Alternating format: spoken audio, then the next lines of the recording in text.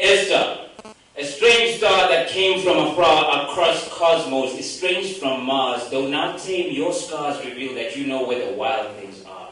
Estar.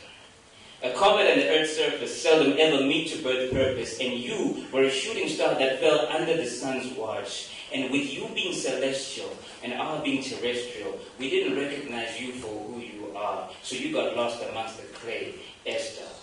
But you are all precious metals, and I am stained steel, offering what precious little remains of my chained will. Even though I am disdained, still I strive for you. Fully knowing, Estar, how low my position on the totem pole, how ill-suited I am for being a suitor, how unlearned I am for being a tutor, yet I see everything that is broken in you.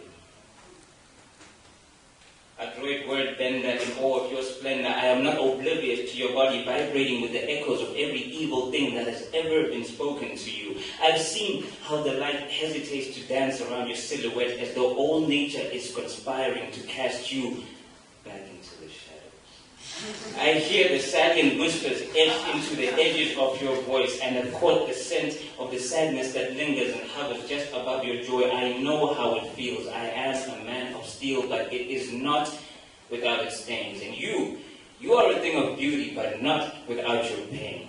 Because that pain, Estar, that pain has sculpted in you the tenacity with which you keep and defend your composure, the lines you've drawn in the sand beyond which you'll allow no gargoyle's hand, the fortress you built in the land beyond which nothing, no turmoil is allowed to stand. But your time here, it's killing you, isn't it? Our gravity is robbing you of your blessing.